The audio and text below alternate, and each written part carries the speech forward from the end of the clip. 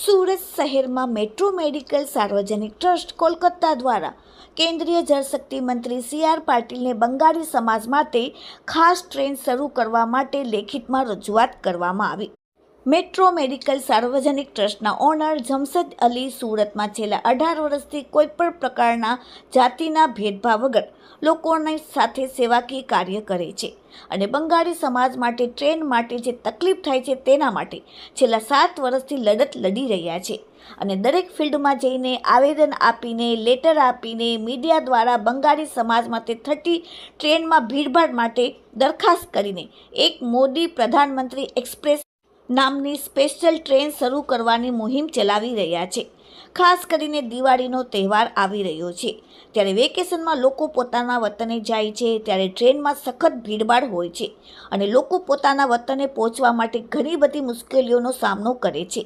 આ માટે આજે જમશેદ અલી તેમના બંગાળી સમાજના હોદ્દેદારો અને તેમના બંગાળી સમાજના લોકો સાથે કેન્દ્રીય મંત્રી સી.આર. પાટીલની ઓફિસે જઈને લેખિતમાં બંગાળી સમાજ માટે અલગ થી મોદી પ્રધાનમંત્રી એક્સપ્રેસ નામની ટ્રેન અઠવાડિયામાં 3 વાર માટે પણ શરૂ કરે તેવી માંગ કરી અને સી.આર. પાટીલને લેખિતમાં રજૂઆત કરી.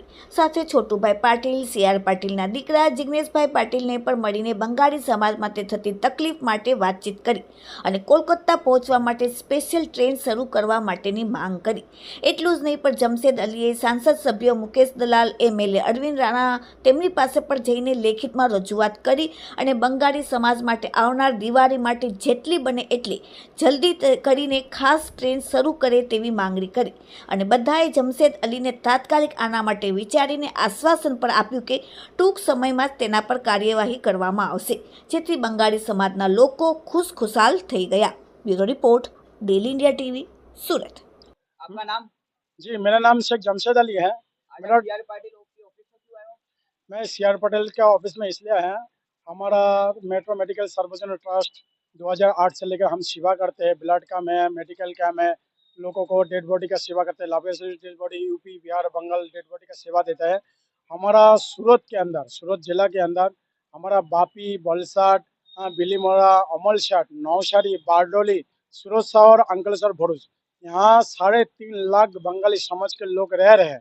हमारा सूरत से कोई बंगाल का गाड़ी नहीं है। जो भी गाड़ी है पोरबंदर से है, अहमदाबाद, हावड़ा है, सारे हावड़ा जाता है। हम नई रूटों के ट्रेनों के लिए मांग कर रहे हैं जो सूरत से उठे और सीधा बर्धमान, मेमारी, पांडा होती है बेंडल तक जाए। क्यों लोग हावड़ा अहमदाबाद जो एक्सप्रेस में जा रहे हैं, हावड़ा से उतर कर 50 से 60 किलोमीटर रिटर्न पब्लिक को आना पड़ता है। हुगली जिला है, बर्धमान जिला है, नौदेह जिला है, 24 परगना जिला है, बांकुड़ा जिला है, सारे जो भी आसपास के 4-5 जिला है, सब लोगों को हावड़ा उतार के लोकल पकड़ के रिटर्न आना पड़ता है। इसलिए हमारा सूरत से एक मांग है जो नई ट्रेनों का एक रूट कर जो ट्रेन जो है जो सूरत से उठे और सीधा बर्धमान होते है बेंडल तक जाए। इसलिए हमारा रेल मंत्री से हम मांग कर रहे हैं, हमारा देश के प्रधानमंत्री से मांग है, सूरत के अंदर जो संसद है, हमारा जो अभी जल मंत्री है सी.आर. भाई पाटिल साहब है, उनसे हमें निवेदन करना है जो हमारे बंगाली समाज के एक भला मन का लेटर चाहिए। तो हम बॉम्बे में 3 साल से लेटर दे रहा हूँ, इसका आवेदन पत्र दे रहा हूँ, वहाँ से आश्वासन दिया है, वहाँ का जीएम ऑफिस में से आश्वासन दिया है तुम्हारा ये ट्रेन चालू हो जाएगा, 90% चालू हो जाएगा। लेकिन जो गुजरात का जो तुम्हारा सी.आर. पटेल साहब है सूरत जिला का, उसका एक भला मन लेटर दोगे तो हम दिवाली से हम चालू कर देंगे। इसके लिए हम आज सी.आर. पटेल से मिलने के लिए आए, छोटू पटेल साहब से भी मिले हैं। हम आज उनको जिग्नेश भाई से भी हम मुलाकात करेंगे। हमारा बहुत सारे बंगाली समाज लोग हम यहाँ इनकी सी.आर. भाई के ऑफिस में पहुंचे हम। अभी तक आपने कहाँ पे आवेदन दे दिया है? इसके पहले हमें रेल मंत्री था दर्शनाबेन जरदोस, उनका आवेदन पत्र दी थी।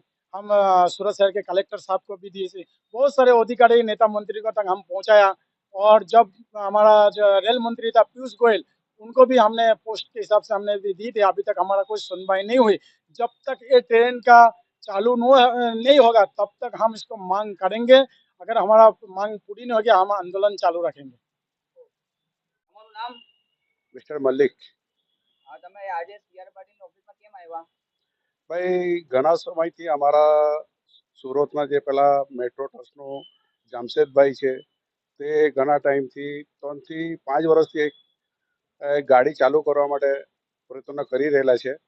તો છેલ્લો મહિના પહેલા મને એમ કીધું ભાઈ અમે તો બહુ કોશિશ કર્યા છે, હવે અમે થાકી ગયા, હવે તમે થોડું સાથ આપો તો અમારી જોડે આવો. આજે અમે અમારા સુરતના લોકલાડીલા સીઆરભાઈ પાટીલનું ઓફિસમાં આવેલો છું. સીઆરભાઈ પાટીલનું ભલામણ થશે તો આ ટ્રેન ચાલુ થઈ જશે. 90% કામ અમારું પતી ગયું છે, ખાલી 10% કામ બાકી છે.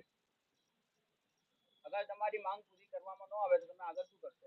ભાઈ અમે તો જો કલેક્ટર ઓફિસમાં પણ ભલામણનો લેટર લખેલા છે, ફરીથી સેકન્ડ ટાઈમ લખવાનો છે.